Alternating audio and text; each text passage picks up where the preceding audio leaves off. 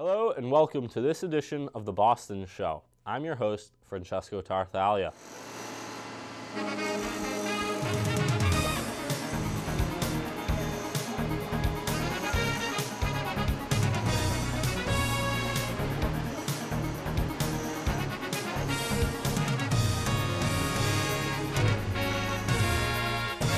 Last week in Boston, Mayor Walsh joined Boston's Parks and Recreation Department, cutting the ribbon to officially reopen Cuneo Park. Located on Saratoga Street in East Boston, this celebration marks the completion of a comprehensive renovation of the entire playground with a design and construction budget of $310,000. City Councilor Ayanna Pressley hosted her fourth annual Jump into Peace Double Dutch Tournament. Hosted at Malcolm X Park in Roxbury, this is a free, family-friendly event which brings people of all ages together for poetry, community, and jumping rope. This year marks the 36th anniversary of the South Boston Vietnam Memorial. Dedicated on September 13, 1981, the idea for building the monument came while some friends from South Boston had gathered to remember three of their friends who had been killed serving in Vietnam. This memorial, and let's never forget this, was where the turning point started in honoring, recognizing, and appreciating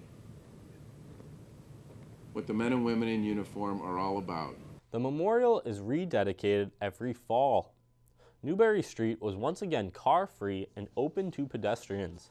Shoppers, diners, and pedestrians were able to explore new restaurants, local boutiques, and international brands, or rediscover their favorite Newbury Street gems from a different perspective.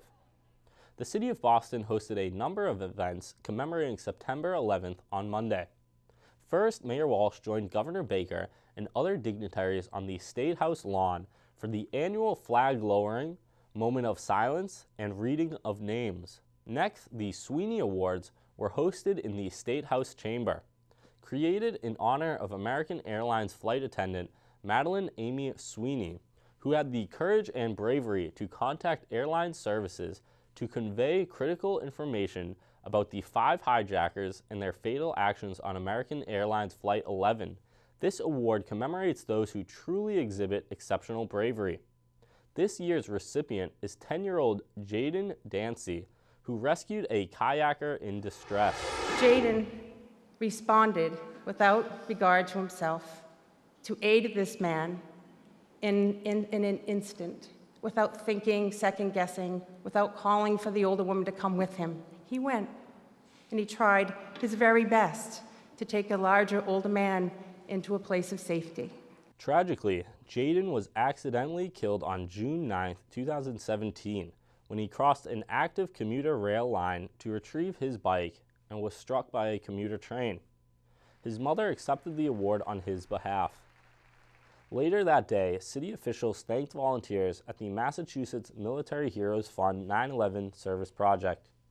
Formally launched on Memorial Day 2009, the Massachusetts Military Heroes Fund now comes together on September 11th to build 500 military care packages for service men and women overseas, write letters of support to our troops, and build care packages for local veterans in need. After that, a wreath-laying ceremony was held at Boston's Public Garden to honor those lives lost. East Boston held another ribbon cutting this week, this time for the completion of an $8 million streetscape and park renovation made to Central Square Park. The streets, sidewalks, and park were reconstructed as one combined project under a partnership between Boston Transit, Public Works, Parks, and Boston Water and Sewer Commission. Boston's Elderly Commission hosted their annual party in the park. For the past 13 years, the city has offered Boston's older adults an end-of-the-summer picnic at one of the city's parks. This year's party was held at Malcolm X Park in Roxbury. City officials gathered at Cleveland Circle in Brighton to break ground for a new mixed-use project. This development is composed of a 92-unit luxury independent living residential community for seniors called Waterstone at the Circle, and a 162-room AC hotel by Marriott. Another groundbreaking was held at the new Pipefitters Local 537 training facility in Dorchester.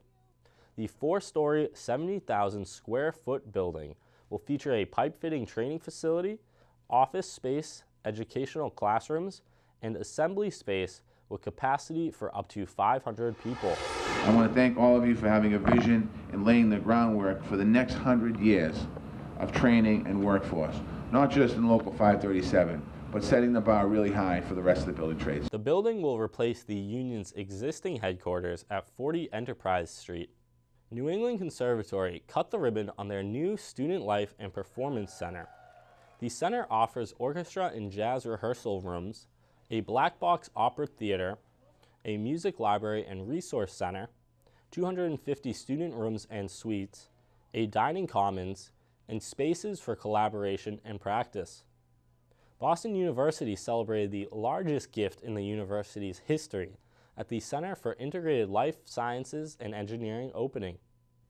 A donor has established an endowed fund with a starting value of $100 million to support interdisciplinary research at the intersection of engineering and the life sciences, further cementing Boston at the top of the U.S. research pyramid.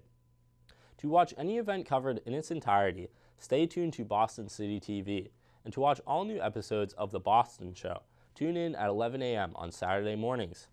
Thanks for joining us for this edition of The Boston Show.